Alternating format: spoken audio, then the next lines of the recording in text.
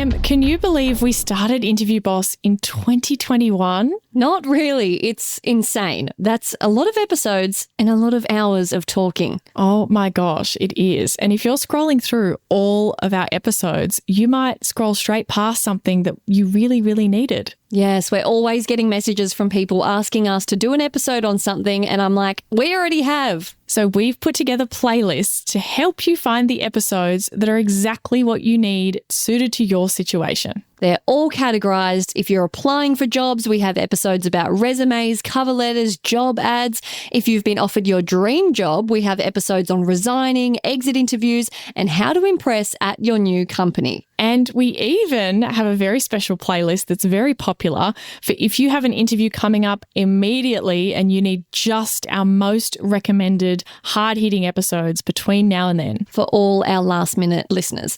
It's all there for you. You can browse by category and check out all the playlists at interviewboss.com.au/podcast.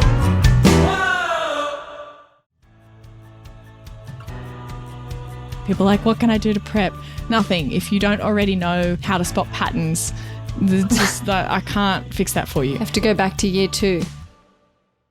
Hey everyone, and welcome back to I just kinked my neck. So enthusiastic. Say it more gently this time. Jesus. It's because I kink my neck around when I'm talking for emphasis. Hey everyone, and welcome back to Interview Boss. My name is Emma. I have a kinked neck, and I'm a radio journalist who's teamed up with my sister to give you advice, inspiration, and support when you're looking for a new job. Sarah is a HR and recruitment professional, and she doesn't have a kinked neck. And together, we're excited to give you all the tips, tricks, and behind-the-scenes knowledge to help you in your career. Oh, she's got the giggles. Watch out, everyone. It's going to be a funny episode. Welcome back, though. And Em, who are we giving a big fat shoot your shot shout out with a straight neck to this time? To James, a big thumbs up. This made me so happy. He said, "G'day, ladies," which I love. I don't know if he's Aussie or if he's saying that because he's not from here and so he's trying to relate to us. But either way, I love it. G'day, James. True. I can't tell. Thanks for your podcast. I was in not a good place last Saturday and not confident in my notes for the interview Tuesday. I searched Spotify for an interview podcast and came across your one about preparing notes a few days in advance. Your tip about listing your achievements and then making the job profile fit them was exactly what I needed to hear. That worked for me like magic. I also listened to your podcast just before my interview, and that again really helped. I think he means listen to this right before your interview. You are the shit one. Yes. We should have called it that. So should have. Missed opportunity. He said, "You have nice, soothing voices and good sense of humours. I also like how you don't just make your podcast for women. As a bloke, I really appreciated all the advice and I only listened to 2 of your podcasts. Thanks very much, James." And I know you're Aussie now because you said blokes. No one else says that. Yeah, that's so true. That's very authentically Aussie. Oh, I'm so glad. And James, you're right. This podcast is for everyone. It's for whoever needs it out there. I can sense his aha moment he had of like, yes, that worked perfectly for me. That's exactly what I needed. When you're so lost and confused and there's so much conflicting information out there, it feels so good to know that we're giving information that is accessible and makes sense to people, that they can just go, this is something I can do. And I like the idea as well that like it is groundbreaking. I do think a lot of people prepare completely the wrong way. So it's like new to consider preparing this way, but it's not like it's weird or it's outlandish. No. Like when you hear it, you're like, oh, of course, I can see how that makes sense. And so I like that they don't have to trust our word for it. They can just be like, oh, hold on, this makes sense. Like I can see how this would really help me. And I love that light bulb moment. It's my favorite. That's honestly our biggest takeaway from our whole podcast existing is prep your achievements before the interview. That's the stuff that's never going to change. You can't know their shit, but you can know your own shit, to sum it up. Oh my God. Put that on a t-shirt. Now, if you need a little bit of help to get to where you want to be, you can check out Sarah's one-on-one sessions. If you are devouring us and you need more, you can find out all about them at interviewboss.com.au/coaching. Now, If you liked one of our episodes, used a tip we sent you, or want to request an episode specifically on your situation, kindly follow us and then slide into our DMs and we will happily do an episode on it, which is exactly what happened this week. With 2 people. Yes, 80 slided into our DMs and she said, hey, you guys should do an episode on psychometric testing as part of the job application process. I have one today and Google isn't great. When I saw this, I was like, yes, how have we not covered this? Amanda then chimed in and said, hey ladies, quick question to ask if you have any podcast episodes on psychometric testing and interview questions after the test. I have a second round interview coming up and have done psychometric testing prior. Many thanks. This has been overdue for quite some time, I have to say. And it's so good for you to point out like what is coming up for you and what you haven't found episodes on. It's so helpful for us. We may not get it back to you, like record it and release it and send it to you in time for your interview, but think about it like you're paying it forward. You're helping someone else. Totally. Now, I just want to start off by saying, if you're listening to this episode, I'm so sorry. It means you've had to do this, or you might have to do this. And I'm going to get educated myself during this podcast because I really know not much about this, except for that they flash you pictures of triangles and it's some cryptic, awful, disgusting test that gives me flashbacks to fucking year 12 maths. It's awful. Okay? So just let's have a moment of silence for everyone that's going through this. I'm going to bust some of those myths, I think, and set the record straight and give you a really clear idea of what to do. But overall, just know, before we go into everything, there aren't really any tips or tricks or hacks, right? We can give you advice in general, but like there's not really much you need to know about these. See, awful. I know. Okay, let's break it down though. There's 2 broad kind of categories of tests that you might get given, and they're quite different in what they're used for and also like what you need to do to prepare for each kind of them as well. So there's ability tests, which are typically like numerical reasoning, verbal reasoning, like they could be cognitive tests, they could be called aptitude tests. They're a little bit more like correct or incorrect type of questions. Give me an example of, what did you just say? Verbal confirmation. Verbal reasoning? Yeah, what's that? Like Tommy runs out in front of a truck, you can swerve and kill 10 people or him. Yeah, just wait. Listen, ready? Find the 2 statements that together prove that Rita has red hair. Oh my God, I'm confused already. Okay, number 1, Rita has long hair. Number 2, Rachel has red hair. Number 3, Rachel is 10 years old. Number 4, Rita's hair is the same colour as Rachel's. 5, Rachel has short hair. So do you see that the 2 that you would need together to prove that Rita has red hair is that Rachel has red hair and Rita's hair is the same colour as Rachel's? Right. Obviously, you would never get this verbally, so you would read it on the screen in front of you because it's 10 times harder when it's coming in your ear holes. But the correct answer is number 2 and number 4. So Rachel has red hair and Rita's hair is the same colour as hers. So you're trying to take in information, comprehend it, and then make a decision. Which is the pattern? 6, 7, 9. Find the missing number in the following sequence. Yeah, 75, 78, 74, 73. Like they're just often like, oh, are they adding 1? Are they minusing 2? Are they whatever? Like, is it going up and then down and then sideways? I don't know. Like they're all different. So those are the types of ability tests that you might get, or they might be called cognitive tests or aptitude tests. So that's one kind. The other kind is behavioral or personality type tests. And they are a lot more like personalities, tendencies, preferences. These are the kind of like horoscopy kind of tests, or the ones that we talked about in the Know Thyself, where you've got DISC or you've got different kind of personality type tests. Very different because there are no right or wrong answers in those. They just give you like a type or preferences or description of who you are and how you might go about doing things. There's really no yes or no for those. What's the point of that? Like, have they done them for all the people in the team so they're looking to see if your personality fits in? Like, to me, that's just a waste of time. Great question. I would love to answer that. So why are they used in general? So why are the behavioural or personality ones used? They can help you compare and contrast candidates, and it allows you to put into words sometimes something that you have trouble putting your finger on, of like, okay, I've got 2 final candidates maybe, or I've got a couple of different people that we're considering. How are they going to approach problems differently? I don't know. And maybe it's for like an executive position where they don't really need a lot of like the maths and the logic and the whatever. It's actually more about how they influence and how they manage their team and how they go about doing things. You might be more interested in that kind of stuff. I hate this. I feel like I'm sure there are more reputable ones out there, but I'm imagining like one that you take on like Clio magazine and someone's using that to guess whether you're going to do a good Ds. job. Like, what? Well, they vary widely in their cost and their validity and all that kind of stuff. And having come from a psychology undergrad, I'm particularly critical of behavioural and personality tests because okay, good. I'll throw that out there if there's any other psychologists listening. I'm not sure that personality psychology is really a valid field. I'm sorry if you specialise in personality psychology. I'm really sorry. You probably wouldn't be listening to this episode though.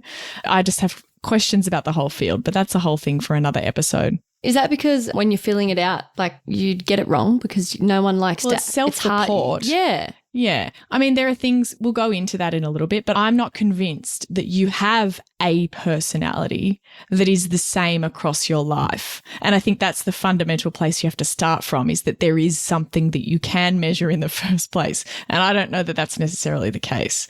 So anyway, moving on from that, that's not really relevant, but typically what you'll find is that behavioural personality tests aren't used to knock people out at all. And they really shouldn't be. I really don't think that's very ethical. And I think in most cases, the companies would actually say that themselves too. This is not a screening test for the behavioural personality ones. They're just extra information. Sometimes, like you said, Em, they might be using it for all of their team and they're seeing how you would fit in and complement the strengths and weaknesses of other members of the team. So sometimes that's why they're doing it, because everyone in the company does this test and everybody knows their DISC profile or their whatever profile, and they all know their different types across the business. So they might be wanting you to do it for that reason. Or they might be helping get extra information and extra words and ways to describe the way that you might approach things. But for the ability tests, they're more likely to be used as a bit more of an objective measure, like pass fail. We're going to only take people who get X amount of score in this test. I'm not saying it always works like that, but you're more likely to find that's the case for the ability tests because that's what they're intended to kind of be used for.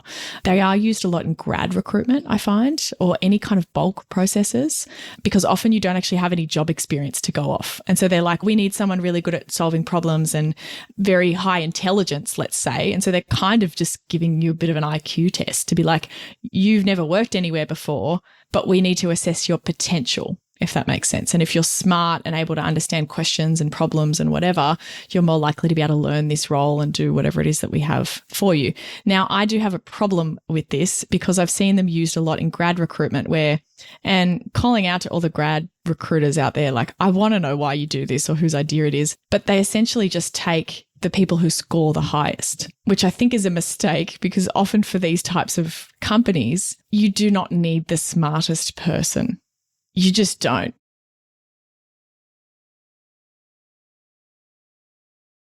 But you shouldn't just take the top 10 highest scores or the top 50, because I just think you're selecting then for someone who is extremely intelligent. Is that actually what you need? And it can't test for personality. What if that's someone that's, so smart but really socially awkward and doesn't gel well? Exactly. And so I think all of that should be considered. So maybe there is a bottom area, but I actually do kind of think that sometimes the people they're almost like too smart for your company. Like they're not going to stay because they're capable of much, much better things. So I kind of think it's a bit weird that they just take the top. I can see how you need to have at least X in order to pass, but then you should use other things from there. Anyway, that's how they're typically used in recruitment processes. What stage of the interview process do they get you to do one of these? Right at the start, or is it like the last step? Good question. And like people are going to ask this of like, oh, but is this normal or is this whatever? The company makes it up on their own. Like they get to choose how they're going to do it. So I think in grad recruitment and things like that, they might actually do them up front as a very first step early in the process, because it's kind of like a knockout thing of like, are we even going to talk to you yet? We just want you to pass this hurdle first. And typically, like I said, that would be the ability type ones. For the behavioral or personality ones, that might be later on in the process. If I was going to use one, I would typically do it before an interview, maybe before a second round interview or something like that, or maybe even before an offer. So we've already interviewed and we want a little bit more information and then we're going to make the decision. But I would want to ask them questions about what came up in their personality profile. So let's say it said Emma's personality type is she's very meticulous and she likes detail and she will always strive to do the right thing, but she could potentially have a tendency to get a bit overwhelmed. And we're like, okay, cool. Like these tests don't write like you aren't, you fit, you don't. But I might then want to ask you a question about that in the interview. So it's giving me suggestions for the things that I might want to know about you. And you might say, yeah, look, that has been an issue in the past, but I do this, hasn't come up before. And you've given me really great confidence that the things that this test might have pointed out, you've addressed them. They're not kind of issues for you. Stupid test ratting you out for your weaknesses and making you have to address them. There's no ideal personality though. That's the thing. In every way that you possibly answer them, there's always going to be something that they can ask you about. True. Hey, Interview Boss listeners, if the podcast just isn't doing it for you and you need way more help to prep for your next interview, we have the perfect thing for you. Interview Academy. Em, tell us all about it. This is huge. This is the love child of Sarah after doing hundreds of one-on-one coaching sessions, finding out what people struggle with the most, common mistakes. Sarah has created the ultimate course that you can do in your own time, self-paced, heaps of modules, videos, interactive quizzes, a workbook that will become your Bible by the end that you can take with you into your interview, because if you're a long-time listener, you know that we endorse taking notes into your interview. It's a game changer. Check out more about it at interviewboss.com.au/interview academy. We've got a bit of background out there. That's good because I really knew not much at all about these. Now, onto the advice. If you're going to have to sit an ability test, what do we need to know?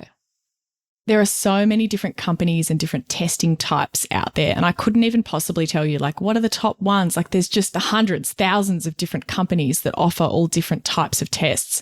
Some of them, like I say, they vary in their psychological validity and reliability and actual research backedness. But most of them, again, in this ability space, tend to be a lot more based in proper psychological research where they are kind of pretty good. Okay, let's put it that way, in testing what they're actually trying to assess. So I encourage you to do some research on the provider that they are using. You're not going to be able to figure this out in advance. Unfortunately, there's not really any way to do that. But when you get sent the test, have a look. It will come from that company. Or like when you click in, you'll be able to see what company's using it. They'll have instructions. They'll normally have like a helpline as well if anything goes wrong. And that will be with the testing company that all of that will be with. So you'll be able to work out who's the provider. Is this normally timed? And how long do you have to do it? Like, will they send it to you, but you've got 3 days to do it, or? Yeah, typically. We'll get to that in a sec. But do some research on the provider that they're using and the types of tests that are available and which one this is. And they might tell you this is a numerical test. Okay, great. Now I know what kind of vaguely to expect. It's going to be lots of numbers and patterns and things like that. There are usually practice tests available. I find a lot of people like skip these or they go, yeah, whatever. Do the practice tests. Do it over and over. Sometimes they have like a set of 10 practice questions or whatever. Do them over and over. Even if you already are really good at these things, it can just get you familiar with the types of ways that they ask these questions. Like there is, to a certain extent, a level of like getting comfortable with testing and what kinds of ways they tend to phrase things and what it is that you're meant to be doing and how you go about figuring it out. And those things are going to be really helpful to you. You can't prep for the actual questions. There's just no possible way. People are like, what can I do to prep? Nothing. If you don't already know how to spot patterns, I can't fix that for you. You have to go back to year 2. Well, if you want to do this in general, you should do crosswords and puzzles and things to keep up your IQ or to like do IQ puzzles. Yeah, stuff like that is going to be really good for these kinds of things. But you can't do that the day before. That's not going to help. Just make sure that you're familiar with the test. All the middle-aged dads out there on holiday are like perfectly suited to do this. They've been training their whole lives for this. Yep. They're the kind of thing that like if you had never seen that question before where it was like, find the 2 statements that together prove that Rita has red hair. If you've never seen that before and it's in the actual test, you're confused just working out what's going on. Yeah. Let alone trying to work out whether Rita has red hair or not. You know, like I want you to get rid of that part. Get familiar with the types of questions. Then read the instructions really thoroughly before you begin. Something I never do. Yeah, this is really important because they can be so different. Sometimes they're about speed. How many questions can you get through in this certain amount of time? But sometimes they're about accuracy as well. And they might tell you it's both. Well, that's really hard. You're going to have to balance them. But you want to understand, what's the measure here? Do you need to keep an eye on the clock, or have you got forever and you just need to get them right? Different tests are going to do this differently. And it also might depend on the settings that the company has told them to put. Like, do you get a redo? Do you get extra amount of time? I don't know. All of that's going to be kind of dependent on the test that you're doing. And the test will normally explain what you should focus on. They might even give you tips of like, if you're spending too long on a certain question, move on to the next one. Like, they'll give you hints on, don't waste your time on a question that you already don't know the answer to. It's better to move on to the next one. Now, make sure you pick a time and place that suits you. Needs to be quiet, have your note paper, get that computer on charge, good internet connection, all of those simple things. And like, if you're a morning person, don't do it at night. Like, do it in the morning. Like, make sure you've eaten something beforehand. Make sure, like, just set yourself up so that your brain is in peak condition. Don't do it after a night where you didn't get any sleep. Like, think about these things to put yourself in the right mindset and the right kind of physical environment. Now, we have talked about before, when you get invited to do like one of those recorded video interviews or whatever, that you should do that straight away. Like, don't overthink the time and the place or whatever. Just get on, do it tonight, do it tomorrow, like book it in really soon. This isn't the same thing. I want you to use your whole deadline, however long you have, to find a time that actually suits you, because these things will make a big difference. Like, I'm sure, I can't even remember the details, but I'm sure that there's research out there on like your intelligence and your IQ and your abilities fluctuating depending on how much sleep and like what time of the day it is. Like, that is really real, and that could make a difference for you. So make sure you find a time that suits you. And if you like are away, or you've got the kids, or you whatever, something doesn't work in the next few days, ask them, hey, is there any chance I could do this on Friday? Could you extend it for me? Like, ask for that stuff, because it's going to make a difference. I love it. Great advice. Now, moving on to the personality tests. Now, be yourself. There are no right answers, which I always feel like it feels like a trick, but don't spend too long on each question and overthink it and go, oh, but do I just, whatever comes to mind, because I feel like the more you stew on a question, the more you try and convince yourself and you lose sense of reality. You're like, do I do that? I don't know. Yeah. And if you're taking a really long time to do these, they should give you a bit of a guide of like roughly how long it will take to do these kinds of things. If you're taking longer than that amount of time, you're probably overthinking it. Make sure you, again, read all the instructions, but they will typically say, come up with the answer that best fits you, do it very quickly, what feels right, don't overthink it, move to the next thing. And on that note, don't be too neutral and just pick some times for all of them. Part of answering honestly is not being afraid to say something wrong. Many people will choose to play it safe with certain questions and think, oh, they wouldn't want me to say that I always speak my mind and be bossy, so I'm just going to say never.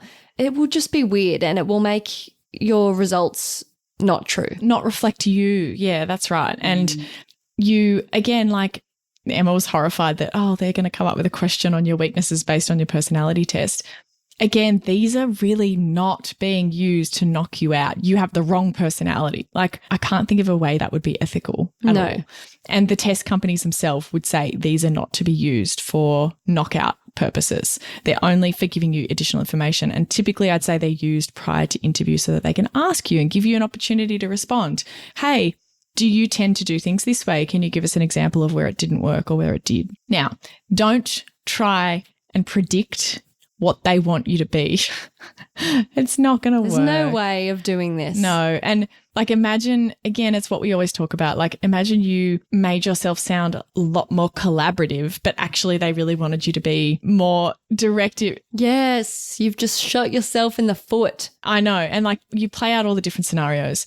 Unless you're 100% sure of how you should make yourself look to get the answers, like if you've got a cheat sheet behind the scenes, someone told you, you need to get this result, personality, answer these questions, 100%, you shouldn't try it. Just be yourself. I don't think there's anyone out there with a cheat sheet that's been told 100% by someone. So don't even say in that event, because people will run with it. That's why I'm saying it has to be 100%, because you'll be like, oh, it's not 100%. Yes, that's right. It's not. So don't do it. Now, don't try and sound favourable. So these questions are written in a way that can highlight that you're showing up differently to normal. Yes, exactly. I want to tell you about two different things, and I'm getting a little bit into the psych degree here. So there's two types of biases, because you kind of touched on it, Em. Like, if we're thinking about an actual true personality assessment, that would be carried out in person, one-on-one with a psychiatrist or a psychologist. Like, they would interview you, write down your answers, and then they would mark you and assess you on a personality thing. Obviously, that's ridiculously expensive and only really relevant in places where it's clinically appropriate. So they're not going to do that for a job interview. I'm sure they do for like police and stuff though, right? Like army. I'm sure they do actually do that with a psychologist. But in most circumstances, you're just doing a survey. It's a self-reported questionnaire. And what's not great about self-report is that it's not really any way for us to tell whether you're telling the truth or not. Surveys have come a long way. There's a lot of research that's gone into how do we make our surveys written really well? How do we make them less likely to have people lie? How do we make them more likely to catch people who are trying to act a certain way? How do we try and test whether someone's being consistent with what they said before? Because that's the thing. If you're trying to make up a new personality, it's going to be hard to remember what it was that you said 10 questions ago to that thing and be like, does that make sense with the next question? Like, you might be kind of all over the shop. So surveys have come a long way in being written to address these kinds of problems with self-reported questionnaires. So smart. Yeah, I know. And this is like a whole area of psychology, which I do actually find quite interesting, even down to like the rating scales that they use, like most like me, least like me, or strongly agree, strongly disagree, a 5-point scale, a 7-point scale. All of that is like, there's research behind whether a 7-point or a 5-point is more appropriate. And should you do a sometimes or should you not? All sorts of stuff goes into this, but I digress. So there's two types of biases that these types of personality things might be looking for. So there's something called acquiescence bias. Basically just means that you're agreeing to everything. Like, you're just saying yes to everything that comes up. I guess you could have the reverse too. You're just saying no to everything. So for example, here's how they catch that. Because they don't know, if you just say yes to everything, do you really mean those things, or are you just saying yes to everything? Maybe you just really agree with everything. So they reverse questions, and it'll be the same question, but later on reversed. So it might say, I am a confident person. Do you agree? And you might say, yes, strongly agree, because you're going to agree with everything. And then the next question later on is, I struggle with self-confidence. And you say, agree. It's like you just said you're a confident person earlier, and now you're saying you struggle with self-confidence. Again, some of those things could be true in some circumstances, but they do this a lot with reversing the questions and saying, well, you're just agreeing with everything. You would expect that someone would have agree and then disagree, or disagree and then agree. Does that make sense? To make themselves consistent. So they will be checking for these kinds of things. So try and be yourself. You're not going to be able to catch all this stuff. There's also social desirability bias. You hit on this perfectly, particularly in the context of like going for a job. You're putting your best foot forward. Totally. You don't want to leave any room for doubt. Can you be abrasive to your colleagues? And you'll be like, no, never. Of course not. Do I ever make mistakes? Never. So you might be tempted to make yourself sound better than you are, but surveys are often built with ways to estimate if you're trying to change your answers. So it's kind of hard to go into like exactly how they do this, but there's something called face validity of questions. And it's kind of like, how obvious is it what you're measuring here? Like, for example, with the confidence one, I am a confident person. You're like, you're asking about my confidence. Like, it's very easy to see what they're asking about. But there are questions where it might not be as obvious what they're asking about, and they might combine those with the obvious ones to see if it matches. And you might be like, oh, in the obvious one, I'm changing my answer because I know what you're trying to do and I'm trying to sound better. But in the non-obvious one, I'm telling the truth. And then they can see that you're shifting your behavior. So they might even have a measure that comes out at the end that says, we suspect Emma was trying to shift her behavior and she got a score overall of like 9 out of 10 of like trying to change herself or whatever. I've seen ones that do that. Never knew that. Yeah. But overall, for the personality and behavioral ones, don't panic. They won't be used to determine whether you get the job or not. They're just adding to the overall picture. So all of that was just a bit of behind the scenes on, they are quite scientific, actually, even if I disagree with them a little bit fundamentally. And it is a better way than the interviewer kind of describing your personality or guessing your personality based on a couple of interview questions. So they are trying to kind of be a little bit more numbers based as opposed to basing it out of their own judgment. They're trying to remove bias. Don't say that like that's a better thing. I don't want to be judged on whether I can remember what the fuck a rhombus is.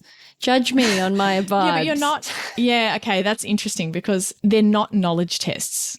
Never, ever are they knowledge tests. What, they're thinking problem-solving tests? Yes. How could the rhombus fit into the parallelogram? I don't know. What knowledge is Rita has red hair? It's not like, that's not knowledge. You didn't know any of that information. It's your ability when presented with new information. You will have all the facts that you need in front of you to make assumptions and understanding. And just let me make jokes about rhombuses. These tests suck. Case closed. Good luck out there.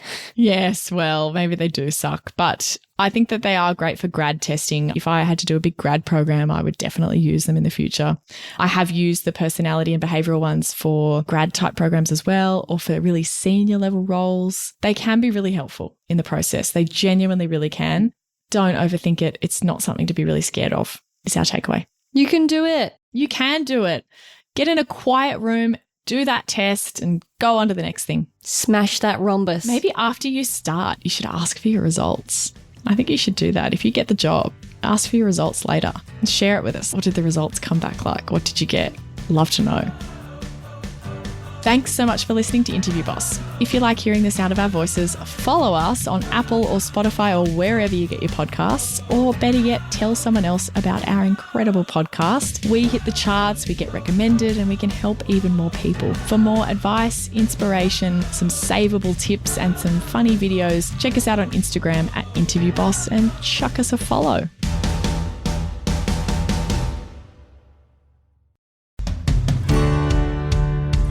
We've been your job search besties and helped you in some way. There's a cool way you can support the show. Shout us a virtual coffee. We get a huge kick out of reading all of your success stories. Head to buymeacoffee.com/interviewboss and shout us a cuppa. If you keep us caffeinated, we can keep the content coming.